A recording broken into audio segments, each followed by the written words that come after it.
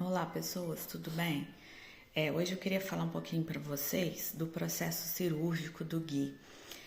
Quem tem acompanhado aí a nossa vidinha já sabe que há algum tempo, né, que ele tem apresentado essas questões das otites, né, as otites de repetição.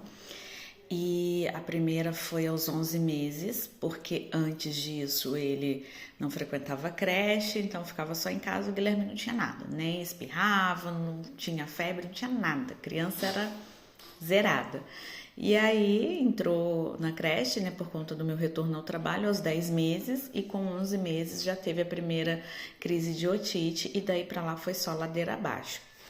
Então, só para vocês entenderem, né, essa trajetória, a gente começou a fazer todo esse tratamento, né? Fomos para o otorrino, e esse período culminou também num período onde o Guilherme começou a ter regressões de comportamento e apresentar mais características autísticas.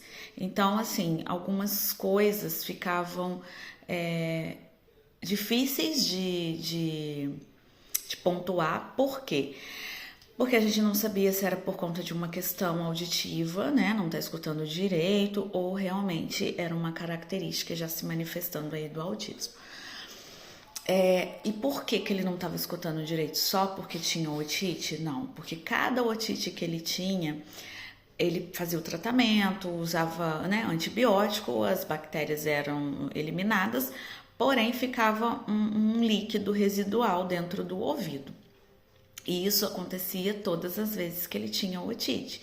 Então esse líquido ele foi se juntando, e ele virou, que o otorrino me explicou, uma espécie de cola de ouvido, né? Ela denomina-se glue ear.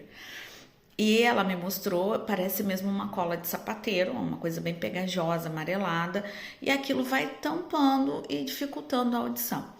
Ela explicou que era como se o Guilherme estivesse escutando, como se ele estivesse debaixo d'água, submerso, e alguém falando com ele do lado de fora, quando a gente mergulha assim numa piscina.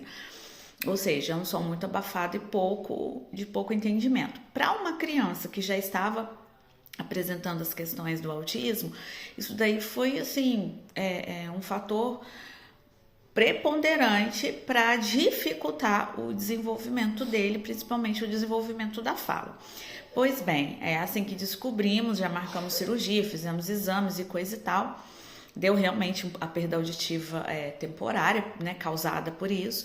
Fizemos a primeira cirurgia, retirou a adenoide, que era para evitar, né, que quando ele ficasse congestionado, essa secreção fosse direto para o ouvido, e colocou o tubo de ventilação nos 2 ouvidos.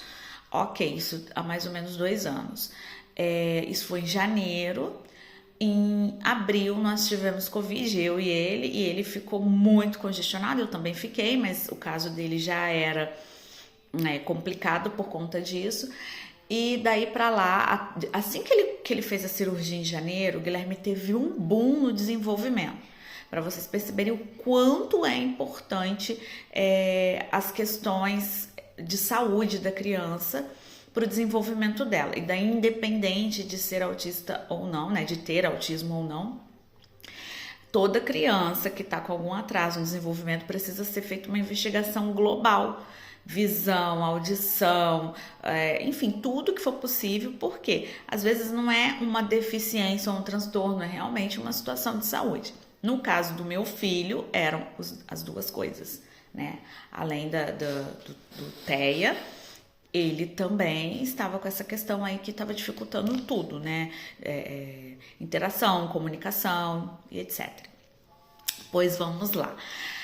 E aí, como eu disse, nós tivemos Covid em abril, ou seja, 4 meses depois da cirurgia, e daí para lá eu comecei a perceber que o desenvolvimento dele começou a dar uma estagnada, né? Tava caminhando a passos lentos, e já comecei a ficar preocupada novamente.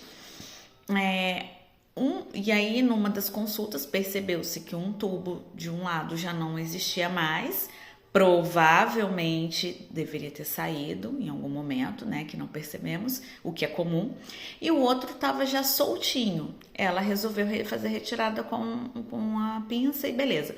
O que é normal, gente. O tubo de ventilação, ele foi feito para ficar em torno de 6 meses, né, no ouvido. E depois a retirada dele, vamos colocar assim, ela é natural, o próprio corpo ali expele e ele sai, beleza. Só que, porque esse procedimento é para dar um período de estabilidade para criança e coisa e tal, e não prejudicar tanto essa questão da audição, do tímpano, né, inflamado e coisa e tal. Aí que veio uma segunda problemática, porque como ela não tinha visto o outro tubo, e assim, o ouvido do Guilherme, como elas mesmas disseram, porque ele tratou, né, com 2 otorrinos, é um ouvido doente. Então elas tinham dúvida se o que estava sendo observado ali era da otite ou se tinha alguma outra coisa diferente. E isso também me apavorava. E ela resolveu pedir uma tomografia, porque ela falou: olha, Diana, tudo indica que saiu esse tubo. Mas em casos raríssimos, pode ocorrer do tímpano encapsular esse tubo. E daí, se isso foi feito, vai ter que fazer uma nova cirurgia, vai ter que retirar e coisa e tal. Aí lá vamos nós para tomografia com sedação. Então, passar novamente por anestesista, todo aquele procedimento. Estudo, gente, o Guilherme era mais novo e já era muito difícil. E eu vou chegar lá, né, nos finalmente desse vídeo. Pois bem, nesse período ele também não podia estar resfriado, não podia estar nada, porque qualquer secreção poderia dificultar, né, a visualização, visto que era um objeto muito pequenininho. E aí foi uma saga pra gente conseguimos, fizemos, né, não tinha nada, não deu nada, então vida que segue, o tubo saiu. E seguiu-se por mais 6 meses. E o Guilherme não teve assim, um período muito estável, porque, como eu disse, pegamos Covid e depois disso daí foi ladeira abaixo. Voltou novamente a ter as otites e coisa e tal, e vamos lá, e vamos lá, e vamos lá. Só que de um período, a gente começou a perceber que ele realmente estava desenvolvendo, mas parecia que alguma coisa estava ali travando. E aí a otorrino que o acompanhou nesse processo todo, ela entrou de licença maternidade e nós fomos, uma outra otorrino assumiu o caso. E na primeira consulta logo ela já pediu uma imitanciometria, porque ela observou que o ouvido do Guilherme estava muito debilitado. Então fomos fazer o exame constatou perda auditiva temporária moderada. E lá vem de novo a nossa preocupação, teria que passar novamente pelo processo cirúrgico, fizemos um raio-x também, que mostrou uma reincidência da adenoide ou, né, um resíduo que ficou ali, não sabemos exatamente se foi um pedacinho que ficou, se, né, como digamos assim, ela cresceu novamente. Devido ao curto período, eu acredito que foi algo que permaneceu lá, tá? Independente, enfim, ia ter que tirar. E aí começou a nossa saga. Por quê? Quando nós fizemos a primeira cirurgia, foi em torno de agosto, setembro que os exames foram finalizados e eu não teve jeito. Eu falei, olha, eu só vou conseguir fazer essa cirurgia em janeiro, porque finalizando o ano em escola e coisa e tal, não vou conseguir parar. E o Guilherme também não se estabilizava. E aí, beleza, fizemos em janeiro, foi tudo maravilhoso. Só que dessa vez a gente descobriu tudo isso em janeiro, fevereiro de 2024. Ou finalzinho de 2023. Gente, eu nem consigo me recordar muito, mas foi final de 2023. Porque em fevereiro eu já estava fazendo exame de sangue, um monte de coisa. E aí não tinha como esperar um período, né, de férias para ele ficar em casa. Tivemos que fazer todo o pré-operatório, os exames e coisa e tal. Mas aí que entra a dificuldade, várias dificuldades, sendo a primeira delas estabilizar o Guilherme, porque como eu disse, ele pisa na escola, resfriado, gripe, otite, não sei o quê. E eu falei, meu Deus, como é que a gente vai fazer? E O segundo ponto desse vídeo, que é o que eu vou abordar, foram as questões dos exames que o Guilherme precisou fazer, e daí vem o X da questão. Sabemos que pessoas com deficiências, né, transtorno do espectro autista, têm prioridade nos atendimentos. E o que foi constatado? Que somente isso não basta. Porque existe uma lei, muitas vezes a gente tem que brigar para que ela seja respeitada, mas no geral, dão prioridade. E daí eu até gravei um vídeo falando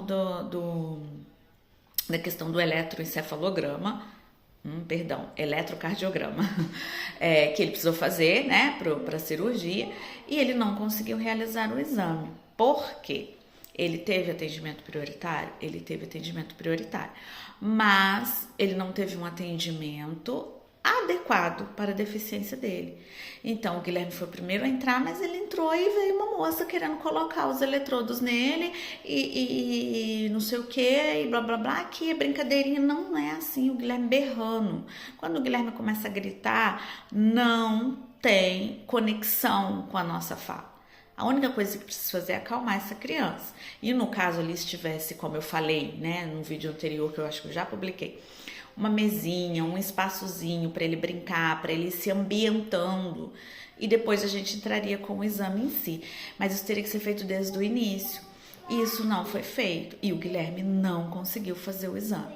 O médico foi muito atencioso e tudo, mas, né, foi liberado, né, ele teve segurança de liberar.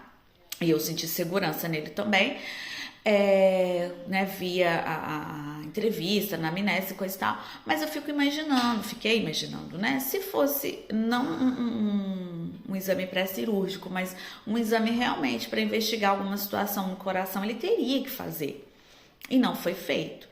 E tá tudo bem para os hospitais, para as clínicas, né? Só que não tá, gente. A gente precisa começar a olhar que, para além do atendimento prioritário, eu preciso perceber que aquela criança, aquela pessoa, aquele adulto, pode precisar de um outro tipo de abordagem, de um outro tipo de ambiente, de mais tempo para fazer determinados exames, que era o caso do Guilherme. Ele não podia chegar lá e papum.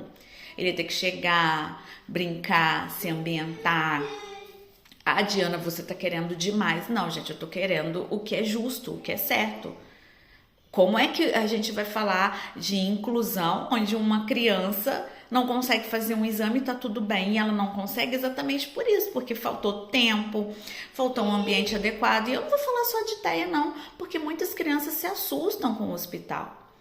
Né? Mas isso eu acho que eu já falei no outro vídeo, e eu vou tentar fazer isso em duas partes porque vai ficar extenso.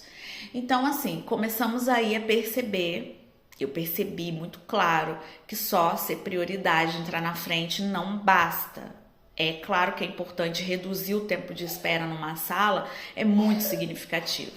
Né? Muitas vezes a criança realmente vai ficando mais agitada, e quando ela começa a ter noção de que lugar é aquele, as coisas podem piorar.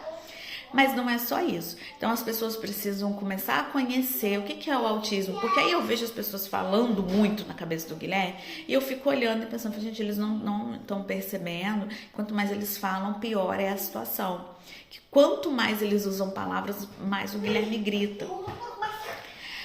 Então, assim, é isso. É sobre a gente estudar, né, filhote? Aprender um pouquinho sobre o TEA, porque para além, né, da questão da lei, que é prioridade, a gente precisa ofertar um atendimento adequado à necessidade da pessoa, da criança. Ok? Então eu vou cortar aqui e depois eu faço uma segunda parte.